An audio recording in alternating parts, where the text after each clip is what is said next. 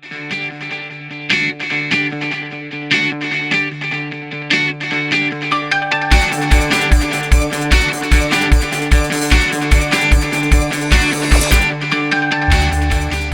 right, everybody. So this week's video is going to be a little bit different because I am not going to be talking about fitness this week as much.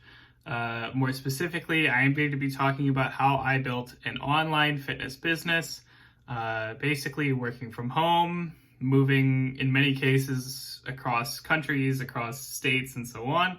And I did all of it for the most part from a $200 laptop. So I'm going to go start off and basically just introduce you to my old laptop here. Basically, as you can see, this is an old Samsung Chromebook 3. It has 2 gigabytes of RAM. I bought this in March of 2016, and I only spent $200 on it flat. And in fact, I could have upgraded it to the 4 gigabytes of RAM version at the time for only like 10 or 20 bucks extra. But I actually didn't because I was kind of short on money at the time. I was working a minimum wage job, and so I didn't really have a lot of extra money, and I figured, okay, I probably don't need the extra RAM. It's probably fine. It also only has about 16 gigabytes of memory, but I have never actually needed more than that. Usually if I was getting the memory starting to get full, that was a sign that I needed to throw some stuff away. And obviously I bought this laptop specifically to be a work laptop, mostly for my business, because that was the time, around 2016 was the time that my business was starting to take off. And basically I had been working from my home desktop at the time a lot. I had an older laptop that had broken, and I just hadn't gotten a replacement for a long time, and I was a little tight on cash, and so this is what I bought. I actually just recently looked it up in the Amazon store, and it's actually cheaper than it used to be. It's now about $167 for the 2 gigabyte version, or it is $179 for the 4 gigabyte version. But actually, it's the 4 gigabyte version is on sale as of making this video right now, so it's actually cheaper than that. Point is, so, it's not the perfect laptop. It's slow, it's a Chromebook, so basically all it runs is the browser and a few simple apps like your calculator and stuff like that. There's a little bit of lag to it sometimes where you try and load a web page and maybe it takes a few seconds to do something. Again, just because it's a really basic product. Like it's not a super high-end laptop. It's not super fast. So sometimes you have to be sort of used to the fact that, you're going to start up your email and it might take a few seconds to load things because that's just how it is. It's a little bit slower. You might also be able to see that basically, like my kid scratched this up a while ago. You can probably see those scratches a little bit. My stepkid basically took some scissors to it once. I don't remember why, honestly. But so I've got like a bunch of scratches on the surface. But it's held up really, really well. I used it really heavily for 4 years. Sometimes it's a bit slow, but it's always been sometimes a little bit slow. That's not something, that's happened because it's gotten older. It has amazing battery life. I don't remember exactly, but it has something like 8 to 10 hours of battery life. So on a full charge, it'll basically last you all day, which is amazing for when you're traveling. So if you're on a long flight, and maybe you don't have, an outlet to charge it from, or you're running around in the airport and you just don't want to, stop and find a place to plug in. It's super, super convenient, super handy. It's actually got such great battery life that I actually just charge my phone off of it often too. So, if I, have it in my backpack or in my messenger bag or whatever, I can just plug my phone into it, run a cable to it. And it's a bit bulky, obviously. It's, it's not like a really portable, super, super portable battery for your phone. But, it works really, really well for that sort of thing too. It's light, it's small, it travels really well. It's super, super convenient. It was also basically perfect for my work at the time because I didn't need it to do anything fancy other than basically what it does. I didn't need to do video or audio editing. It works great for stuff like email, spreadsheets, text editing, very light. I would use Canva and other sort of like graphic design programs that work in your browser. so that basically you can just do all of that directly from the Chromebook with no issue. It's also great for, just basic stuff like watching Netflix or whatever. Again, it's perfect for traveling. It doesn't play video games, but, that is what it is. I would also say that this is probably the best kind of option for something if you are just looking to get an affordable laptop on a budget. In retrospect, again, I should have gone for more RAM. I should have gone for the 4 gigabytes of RAM. That probably would have made it a little bit faster and alleviated these issues I have with it being a little bit slow at times. But again, I was a bit broke. And basically the thing is that I can do, again, literally everything that I needed to do to develop my blog and my online business directly from this laptop. That included basically, making my blog posts, making graphics for my blog posts and for my social media, posting all of that stuff and so on. Now I don't use it anymore. I have given it to my kid. They use it to play games, watch Netflix and that sort of thing. And again, it still works perfectly, no issues. The only thing about it that doesn't work is that basically one time I spilled some water on it. I've really abused this thing. Like I've dropped it a bunch of times and so on. But one time I spilled some water on it, and the clicker on the mouse pad, just the trackpad, just stopped working for a while. So I actually had to use a plug-in mouse to use it for a little bit. But it kind of works now, kind of sometimes gets a little weird. I don't know, but the point is it's held up really, really well. It's a beast. It's a tank. Like I've used this thing for forever. It's held up perfectly. And, it's again, like an amazing deal for the price. So that brings us to my new laptop. So my new laptop is a MacBook Air, 16 gigabytes of RAM. I spent about $1,100 on it very recently in 2019. It's a great product as well. I mostly wanted to get the Air because I wanted something that had sort of a similar profile to the Chromebook that I was used to using. Mostly I actually needed to upgrade because I got my new job in game design. Needed to be able to run Unity so that I could, test games and stuff like that while I'm traveling.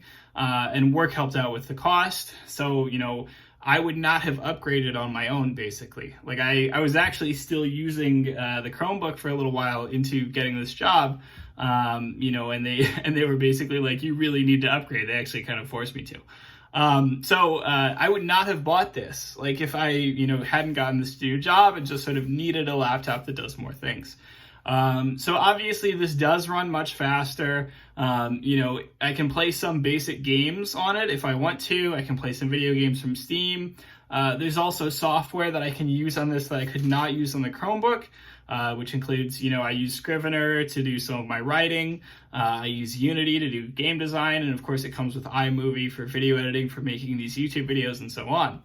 But the reality is that it doesn't do that much more than what I could do before. The functionality is better, certainly, but when I look at the list of things that I use this for, that the Chromebook cannot handle, is, it's actually pretty small. It's not a huge list of things.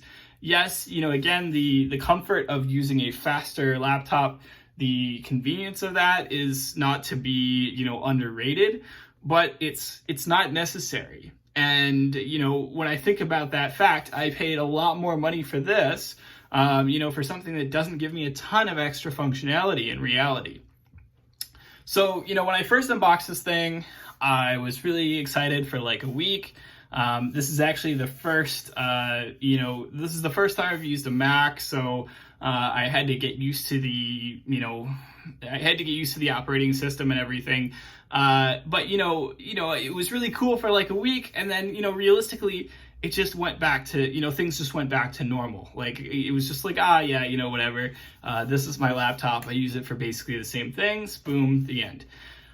So here is kind of one of the magical things about getting the most out of your Chromebook that I think a lot of people, maybe don't know about, that made this thing also sort of last a lot longer in my mind, is basically something called Chrome, Google Chrome Remote Desktop. So basically this is software that Google makes, it's free, and it lets you control one computer from a different computer, so long as they're both connected to the internet and so long as they can, access each other. So what you do is you go to the website, remotedesktop.google.com. You set up an access code for the device that you're using, and then you go to a different device that is logged into the same Google account. You visit it from, you visit that with that device, you put in the code that you set up on your other device, and now you can control your other device from this device. Which is great for the Chromebook, because basically that means that what I can do is, so long as I have a desktop at home, I can use this Chromebook to access my desktop and run my desktop as if this were the desktop. So it's basically streaming the desktop to your laptop. So you can do basically anything you want on the desktop, so long as you have an internet connection. Now, I'm not an expert on safety or anything like that. Obviously, this does, introduce a little bit of possibility for, some bad stuff to happen with your computer. I wouldn't recommend doing this on something like, a coffee shop Wi-Fi or airport Wi-Fi or whatever, just because you don't know who else is on the network. But realistically, when I'm traveling, what I've been able to do is tether this to my phone, use my phone to provide the network, and then use that to connect to my desktop and, use that to get done any work that I need to do that involves programs that I can't run on this Chromebook. So this does introduce a little bit of lag into the process. So when your desktop is streaming to your laptop, there is a little bit of lag occasionally, and it's not, perfect. It all depends on how good your connection is on both sides. You can't do things like play video games that require precise timing or anything like that. But I've literally used this to control my desktop from a different continent. Like I have been, having my desktop at home in Europe, and I have gone back to the United States to visit my parents, and this, can control my desktop from there just fine, just as easily as it can, from, like a network much closer.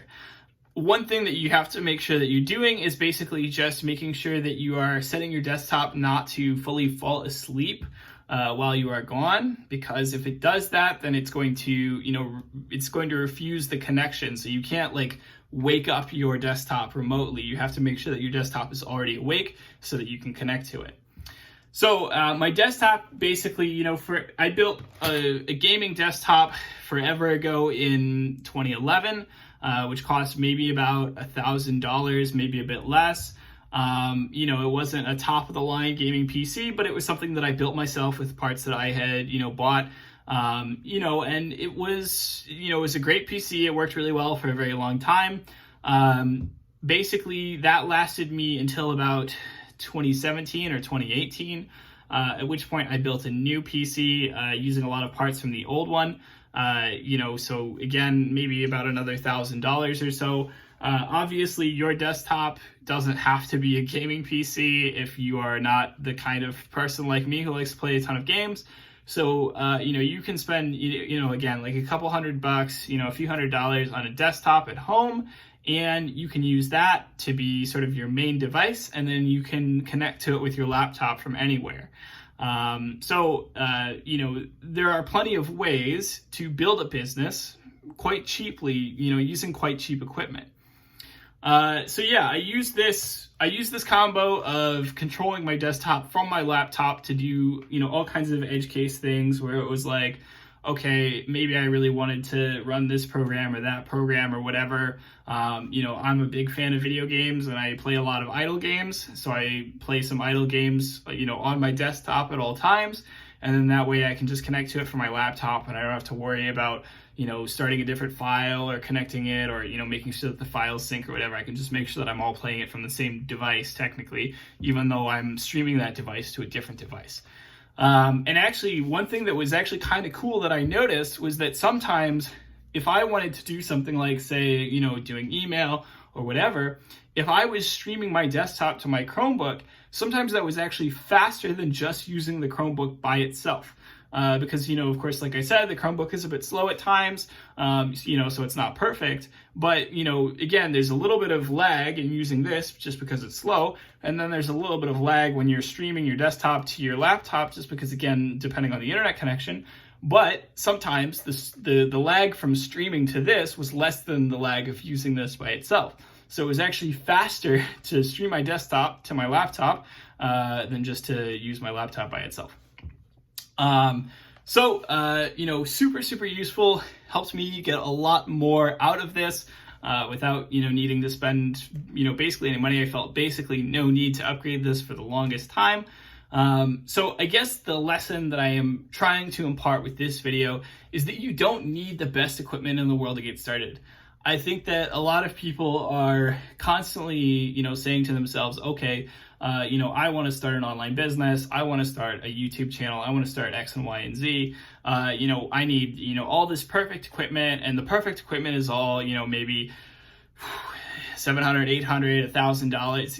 You kind of get this sensation, this feeling that you should be spending a ton of money. And the reality is that, okay, yes, you can do things much more cheaply so long as, you understand the limitations there and are not going to be too obsessed with everything being perfect. Yes, over time, if your business starts to take off, if your business is doing well, if sort of the fundamental approach that you have is working, then you will start to make money. And once you have that money, I would suggest reinvesting that money in better equipment for yourself. That may be, a better microphone, better camera. That may be, a better laptop, a better desktop, whatever it is. Over time, you're going to want to spend some of that money that you make into getting better equipment so that you can make better content, or, you can make better stuff in the future. But you don't need the best stuff in the world to get started. You just need something that does the basics, that does the fundamentals. You just need something that does what you need it to do. I built my website as a blog, started off as a blog.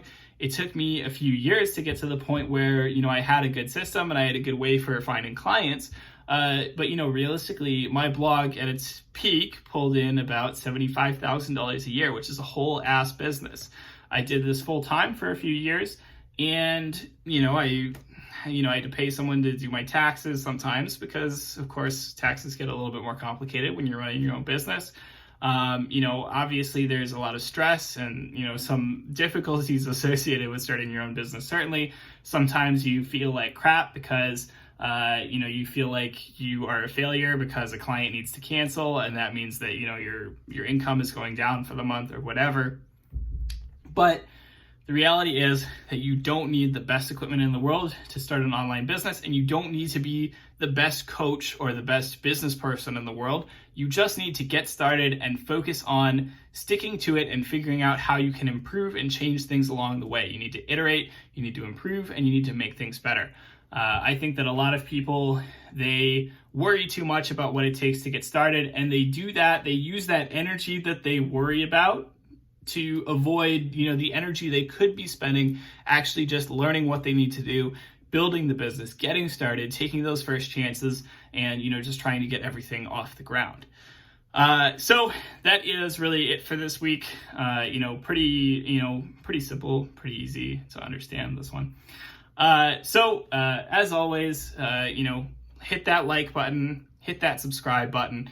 If you like this video, share it with your friends, tell them all about it. In the link below, I'm going to include links to both of these laptops so you can see, exactly what it costs and so on. And, that'll be it for this week.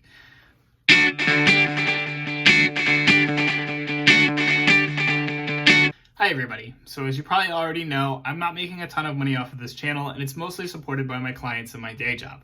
I started this channel as a way to help share good information to a wider audience without having to do as much client work, and I do put a lot of work into it. If you want to support the work that I'm doing, I would be absolutely ecstatic if you felt like donating a few bucks a month to my Patreon. Right now, I have not updated it yet to include new reward tiers based on my YouTube videos, but my reward tiers for my blog are still there. So basically $1 a month will get you some exercise programs, including my gains exercise program, which is a solid program designed to sort of balance strength, size, and endurance. It also includes my deadlift everyday program, which is basically about setting up a safe and effective strength program to deadlift a ton and get way stronger in your deadlift. In addition to that, $5 a month gets you my better ebook set, which is normally $30 that I sell it for, which includes books about getting bigger, stronger, healthier, smarter, and wiser. It includes all my best tips on self-improvement, backed by science and years of experience coaching clients to improve their own lives. So if you are interested in any of that stuff, please check out the link below, and have a great week. you.